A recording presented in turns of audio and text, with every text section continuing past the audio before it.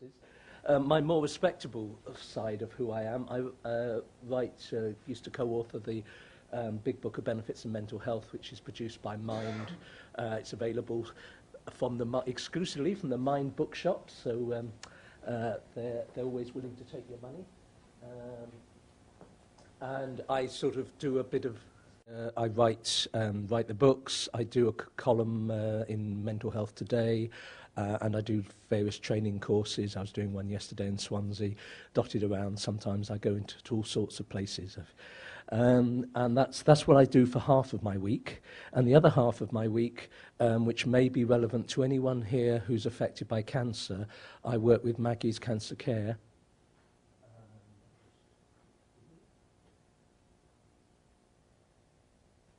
And I work as the benefits advisor on their online centre. Those of you who've ever been to Singleton, there's a Maggie's Centre, a proper one in a wonderful architect-designed building to give you a space to hang out away from the hospital, but close to the hospital, where you can see cancer nurse specialists, benefits advisors, a psychologist there. There's a whole load of groups and everything. It's just in the grounds of Singleton Hospital. The idea is to have one of those centres in every regional cancer centre. Singleton's the first one in Wales. And I'm on the online centre, which is available when you're not feeling like going to the hospital and you're at home. And if you enter the worldwide wonder web, then you can look up Maggie's Cancer.org, and you'll find a link there straight to the online centre. So you can send me your benefit queries and what's all this mean and what did you say in Llandovery. So why are they wanting to do welfare reform? Well, some of it is based on the idea that they want to simplify the system, they want to get more work incentives, they want to make the system more proactive and dynamic and all of those things. They'd also like £27 billion out of the system, please, thank you very much, because we have a big deficit to fill. And sometimes the politicians have got a bit sort of wild. Academics have charted how wild the politicians have got, and sometimes in their speeches it's almost as though, because the benefits budget is the biggest single budget, it's almost as though it's down to benefit claimants as to why we've got a budget deficit, and the profligate Labour government was throwing loads of money out. No, I thought it was we were rescuing banks, but enough of the politics. This is the only graph, and it's sometimes said that the benefits system spending is out of control. Most of the spending on those lines are sort of toddling along fairly normally. Benefits spending has been between 9 and 11% of our national cake for years and years. It goes up a little bit when unemployment goes up, and then it goes down again. The one that is zipping out of control is that top one, and that's to do with housing benefit. And that isn't because people are getting loads of money in their back pockets and living the life of Riley. It's because as a society, we've decided not to have rent controls, and private rents have shot up. And instead of subsidising housing associations to build or councils to build, we're preferring to put money into the market. And that's how it goes. I think housing policy is beginning to come back into fashion across all political parties, so things might improve there. For the moment, what they're tending to do is blame the victim and cut like mad on the housing benefit, which means that people in private tenancies are finding themselves short of the rent.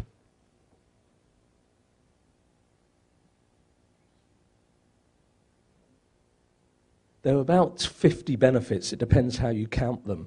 So how on earth do you find your way through? How do I make sure that the person I'm advising, the person I'm supporting, myself, how do I know I'm getting the most out of the benefit system?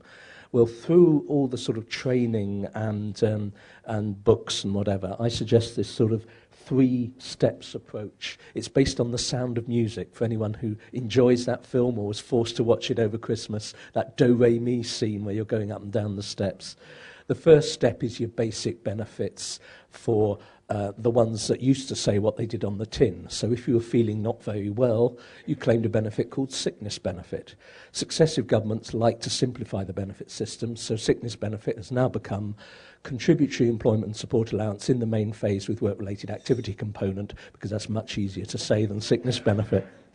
So that's your sort of basic earnings.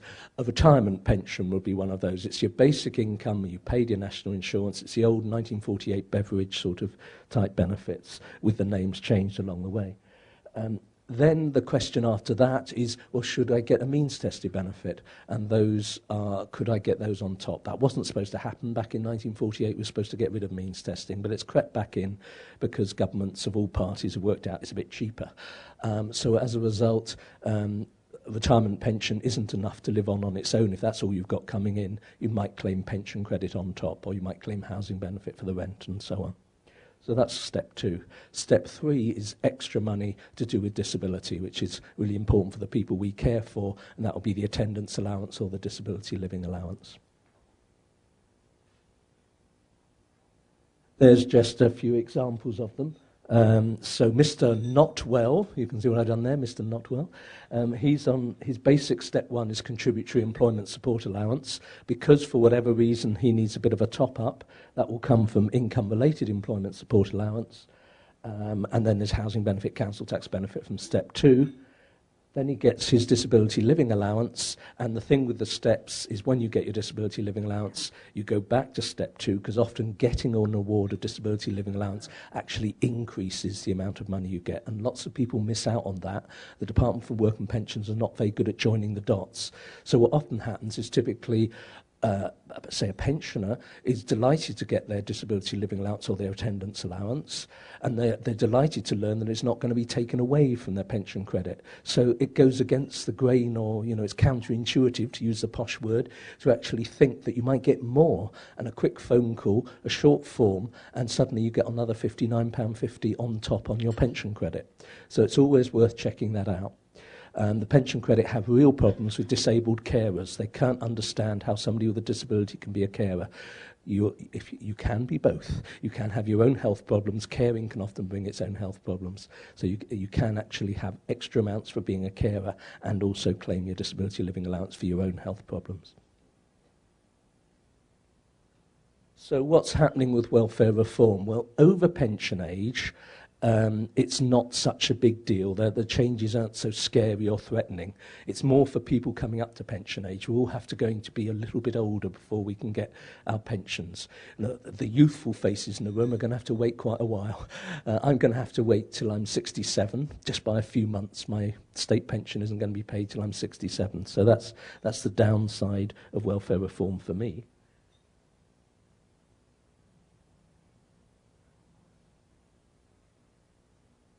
There's a big thing that your basic retirement pension is all protected, the triple lock guarantee, as politicians like to call it, which means you get the highest of either 2.5% increase, whatever earnings are doing, whatever prices are doing, you get the highest. So last year it was 2.5%, the basic retirement pension. So that's great. Unfortunately for people on the poorer pensioners who are on pension credit, they didn't get that protection. They just got the cash increase. So what they got overall was a 1.9% increase. And the official inflation figure was 2.2%. So actually, the poorest pensioners got a cut. Otherwise, there's a council tax.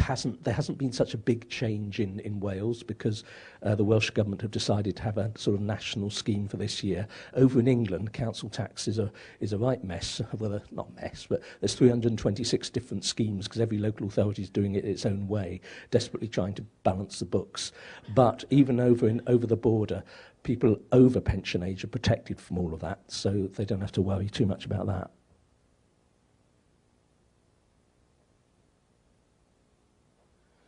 So, and things like bus passes and winter fuel payments, they're all being protected. The reason why older people on the whole are being protected is there's a lot of older people, which is great. You're very wise to be in a good group, and you also go out and vote. So politicians are a bit scared of nicking your money.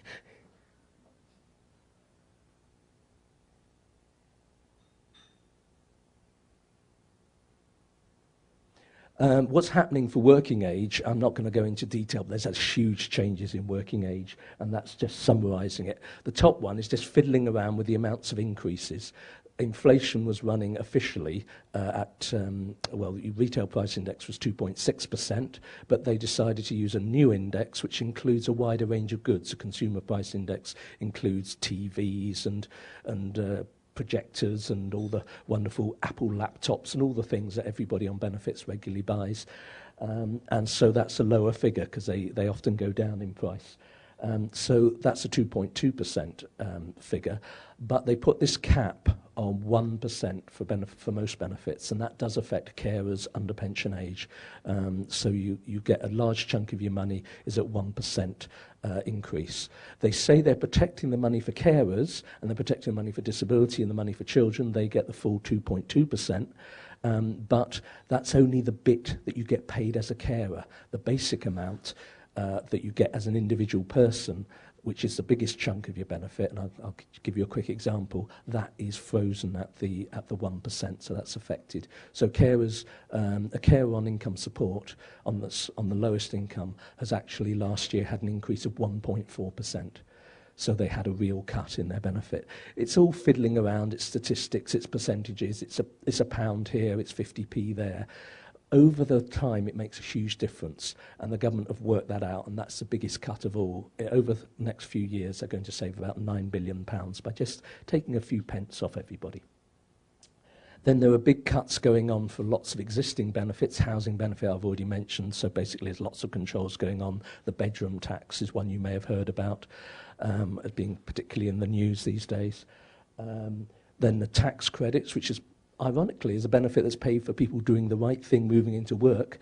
Those have been chopped in all sorts of different ways. I won't begin to go into the detail of that. Child benefit has been frozen, and then there's this affluence test where certain people are at the top end of the pay scale are losing their child benefit. And then they put this 1-year time limit on contributory employment support allowance. That's the benefit, the old sickness benefit. You only get it for a year. You might still be sick, you pass all the medical tests, you score all the points, but you'll only get it for 1 year. There are things you can do about that. Get advice if that applies to you. They're saying, it doesn't matter because if you're really poor, you can get the income-related means-tested version instead. Well, apart from why should you have to go to a means test, the other question is some people might be not quite that poor. Typically in this area, you might have one partner's working on low wages, one partner has got their £100 a week contributory ESA, and one partner's earning 200 quid. You take away £100, they won't get anything under the means test. They're not quite low enough to get that, but there's a third of their money has just disappeared up the Swanee or down the Towie.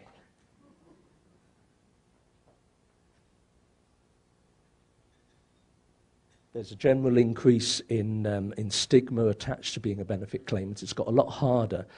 People are going through both the general mood music. Often, when I last went to the cinema, there's one of those searchlights going, "We know benefit fraud." I'm not condoning benefit fraud for a moment. We know where you live, don't do it. Great, hit people with benefit fraud, but actually the problem is quite small. The public, when surveyed, think about 24% of the benefits money is gone in fraud. The official figure is 0.7%. So it's a big budget, it's money that needs to be addressed, but doing this big scare tactic makes everybody who's a genuine claimant feel a bit shy about claiming, and it makes it harder. And on top of that, they're individually going to be sort of done over, addressed and supervised and managed as part of as welfare for reform progresses. Some of it is all positive to help people into work. A lot of it is just wagging a finger at you and telling you not to be naughty. This is what the system will look like once all the changes are through. So we're in the next 5 years, we're going to have the old system running alongside the new system. So Mrs. Wise, who's wise enough to have been retired and passed most of this welfare reform, her benefits stay almost the same. They're not really affected. The only thing that changes is that instead of having any housing benefit for rent, that's going to be rolled into a pension credit. So not a lot of change there. But Mr. Notwell, he's already gone through the change from incapacity benefit to employment support allowance, or maybe just about to go through that change. He's got another change coming down the line because his disability living allowance is going to have to switch to personal independence payment, and then his means-tested benefits are going to turn into universal credit. So he's got quite a lot of changes coming his way. Ms. Caring, who's a carer, is similarly, she's of working age. Her carer's allowance, the basic carer's allowance, stays exactly the same, no effects there. But again, her means-tested money is going to be rolled into universal credit. If she's a disabled carer, she's going to find that universal credit is a lot meaner, because under income support means-tested benefits, you can claim an amount for both your own disabilities, a disability premium, severe disability premium, and you can claim also an amount for being a carer. And the same with pension credit. You can be a carer and disabled and get extras. They're getting rid of that for working age. Universal credit is going to be either or. You cannot both be a carer and disabled. You can still claim your disability living allowance, you can still claim your carer's allowance, but you won't get a means-tested top extra for both. It's one or the other.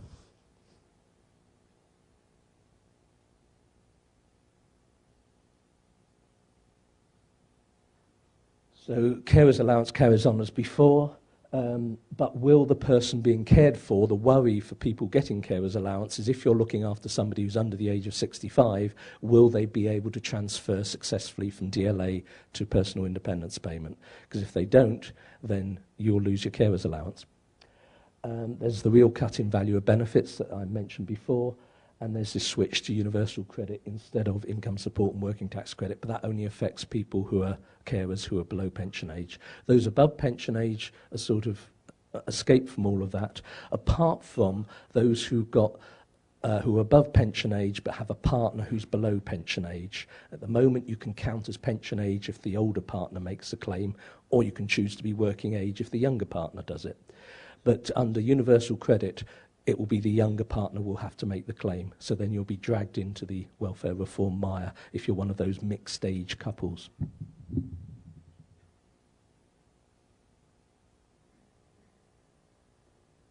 Carer's allowance, it's basically if you're looking after somebody who gets the right rates of DLA, attendance allowance, and in the future personal independence payment. You're doing your age between 16 and 65. It's between 16 and any age. There's no upper limit. It's not worth a lot for considering the national minimum wage, and you have to work at least be 35 hours a week. £59.75 is no great reward. A carer is worth £430 a week, I think. The latest figure will be on the carers' rights websites. But the point of claiming, well, it's worth something, it also triggers an extra amount. So it can be worth, even if you're receiving a retirement pension, you can fill in a form for carer's allowance, you'll get a letter back saying, sorry, we can't pay you because you're already getting retirement pension, but show this letter to pension credit because that will trigger an extra £33 on your pension credit. So it can be worth claiming carer's allowance, even though you might know that you're not actually going to be paid the carer's allowance itself. There is a danger if you do get paid the carer's allowance, and get advice about this in your own individual circumstances, that it's sometimes, in some situations, it can affect the benefits of the person you're looking after. Not in every situation, so it's always a bit of a warning, and look into it and have a word with people like Age Concern, Citizens Advice, or if you're a person affected by cancer, drop me a message on the online centre. Plug.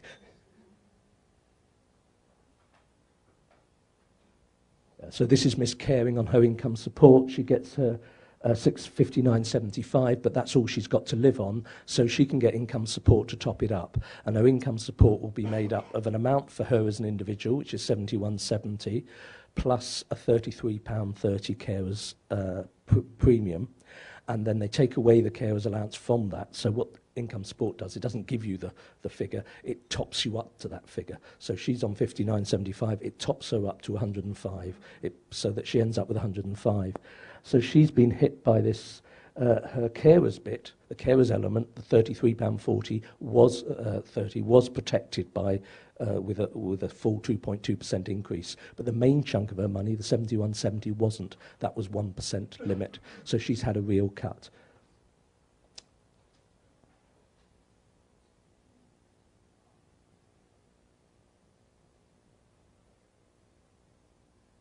Just to finish off with, There are some copies of the slides which go into a lot more detail about what's happening to the benefits for the person you're looking after, because obviously that's important to you. As a carer, you want your person you're looking after to do well, and also their benefits directly affect you. And the changes that they're going through at the moment is a big issue in Carmarthenshire because a lot of people have been long-term on incapacity benefit. It's that switch over to employment support allowance. The Parliament was told that about 15%, 15% of people would fail the test because it is a tougher test. It's not a test that finds you fit for work, it's a test that moves the goalposts and is a harder test because the old test was already the hardest test in the developed world. So the new test is even harder. So it's not that these 15%, actually it's turned out to be 35% are fit for work. It's just that they are no longer deemed by the DWP to be ill enough to be excused from the rigours of signing on and being a job seeker.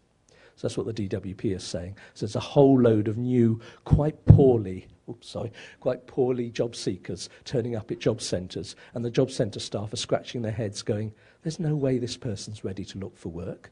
You know, we'll try and work with them and encourage them, but they're so ill, and often they're sort of saying, don't tell anybody, but here's an appeal form. Fill that in, put in an appeal against your employment support allowance. That process is supposed to finish by March of next year. It's running well behind. Employment support allowance, the medicals are in a bit of a mess. It's not going to be, we don't know when it's going to finish, but it will carry on through to next year. And at the moment, it seems to be quite a lot of the people that are going through the system at the moment seem to be quite severe disabilities, including a lot of people that didn't have to go through the old tests, because they rather sensibly in the old days saying, well, if you've already been assessed as having highest rate care, we're not going to bother to test you. No, ESA is an individual test for everybody. So people with severe mental health problems, DLA higher care, they're all having to go through the tests, and they're the ones that seem to be coming up for appeals at the moment.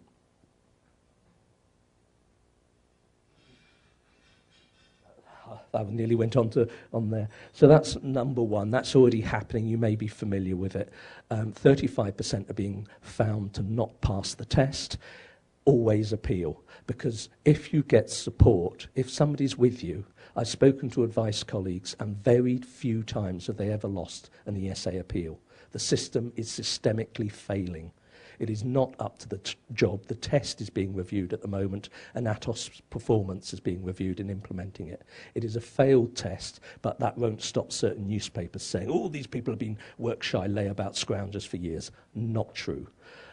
They're winning their appeals. Even overall, more than nearly half of appeals are winning, and that includes people that don't turn up on the day and just send in the papers and the tribunal looks at it. But if somebody goes along, talks to the tribunal, has some support there, has an advisor with them, they're almost certainly going to win the case. And we've got so many examples of people getting 0 points on the test and then being put by the tribunal into the support group, which is, you know, the top level of the most poorly. So tribunals don't have much confidence in the test. So that's there. The migration to universal credit, well, at least you don't have to do another medical assessment. That's just going to be a paper exercise. Overall, there aren't cuts, so everybody's going, oh, it won't be so bad. And the big joke at the moment is, when's it going to happen? And MPs like to warm their hands on the red faces of the Secretary of State for Work and Pensions, because, you know, it's not his fault. Fair enough, it's embarrassing that it's delayed. Well, it may be his fault in one way, but the computer ain't working. The computer says no. And as soon as they get the coal on the fire to get the generators going or find the valves or whatever's wrong with the computer, then they are determined to go ahead. So it will be coming. There's an announcement apparently in 2 weeks' time of the 4th version of the timetable, but with real commitment. The Secretary of State says it will all be done by October 2017. It will happen. It's an article of faith. The Prime Minister is saying, well, let's not be religious about timetable, but be religious about the principle. It is going to happen. It's the big flagship thing.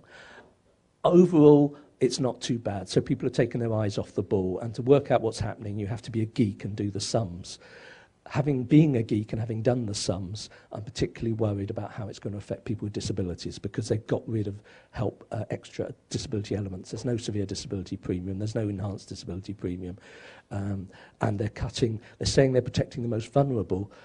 most people of all political persuasions would think that children with disabilities in lowest income households would be vulnerable. They're getting their extra for disability chopped in half.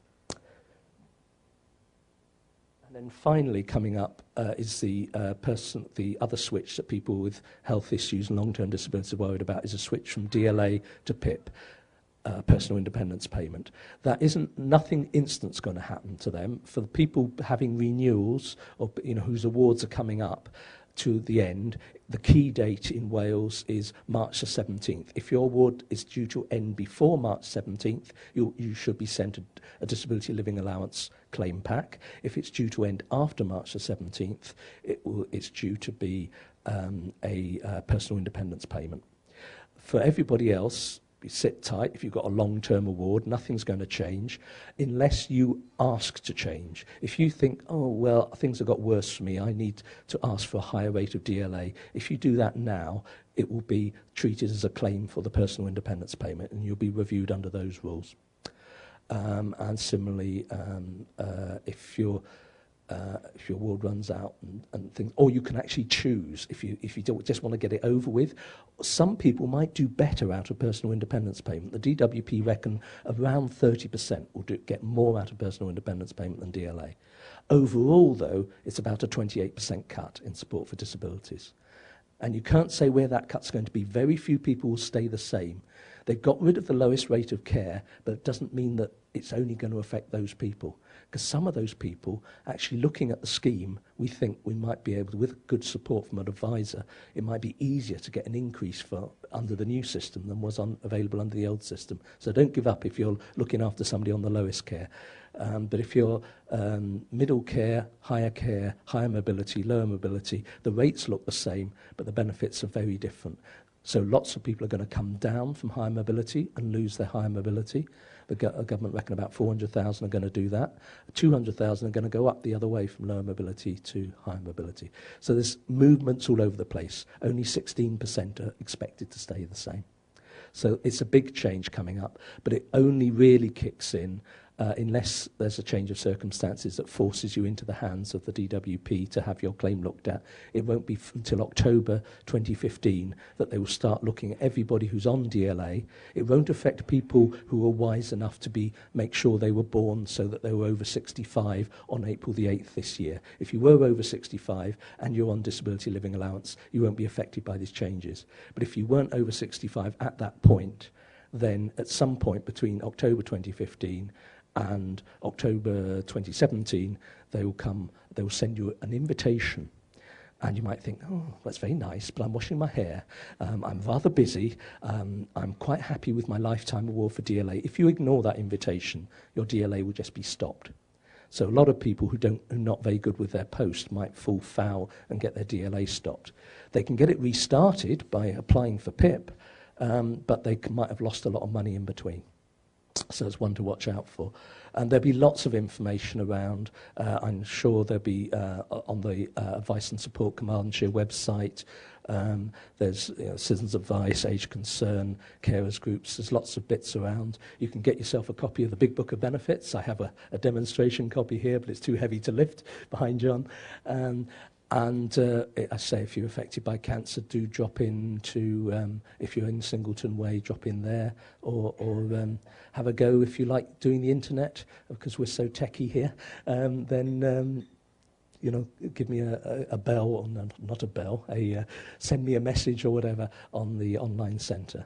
I'll be delighted to tip back. Okay, thanks very much indeed. Sure.